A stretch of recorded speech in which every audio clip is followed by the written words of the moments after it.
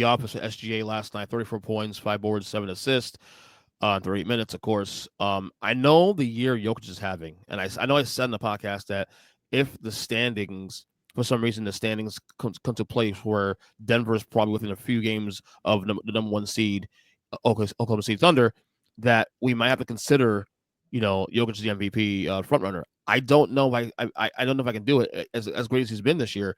The Thunder are still what I think 8 up, maybe 9 up now on the Nuggets right now, something like that.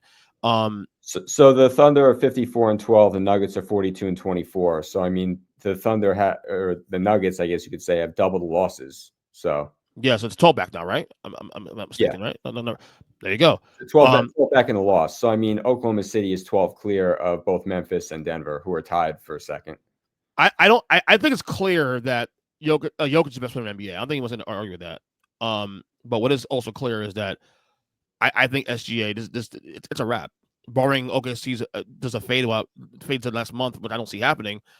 I think SGA is the MVP because SGA has actually I forgot this like a month ago. They did the surge without Chet. Chet wasn't even in the lineup from the majority of the surge, and Denver has been relatively healthy this year. Jamal Murray has been there relatively most of the year. Michael Porter has been there. Aaron Gordon's got hurt recently, but he's had the core there. So it's not like to say that these guys are out of lineup to weigh the argument. And it's not a knock on Jokic. I think he's the best player in the league. It's not even close.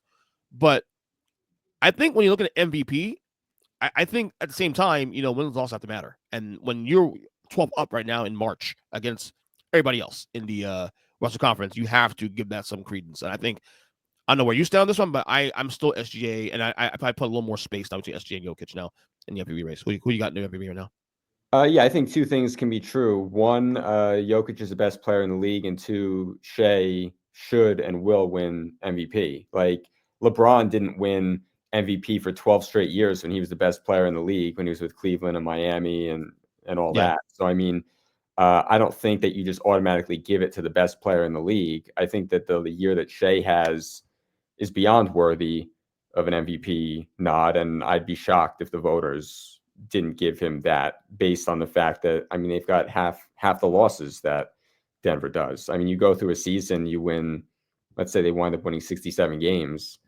and they win the conference by 10 games, let's say.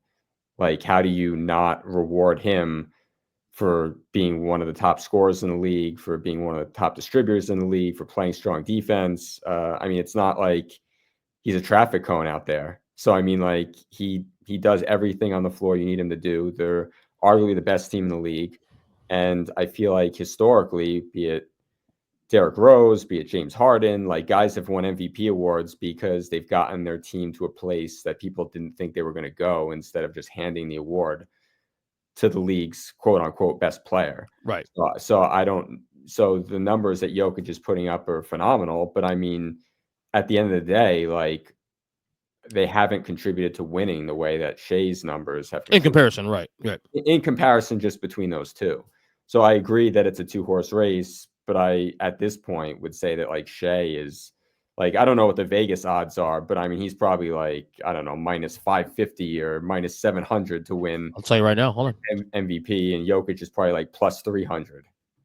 I'll tell you right now. Actually, look it up. I have not looked that up, so I'm just guessing. It's okay. I'm gonna tell you right in a second. Actually, award. So right now, MVP right now, Shea is actually a big favorite now. Shea is minus 550. That's what I said. 550. And Jokic is plus 375. Wow. LeBron before the injury was third actually last week. Okay. I don't know if you knew that. He was plus 220,000 though. Yeah, I didn't know that, but I feel like it's been a 2-horse race for so long, and that, I wouldn't really they could put whoever they wanted in third, fourth, and fifth. And had LeBron played the last month and a half of the season fully healthy, I mean, you could make the argument for him being third in the race. Yeah. Oh yeah, absolutely. I mean, what he's done this year, I mean, it's why I say he's still top 10 player in the league. Yeah. Right now. You can make the argument now.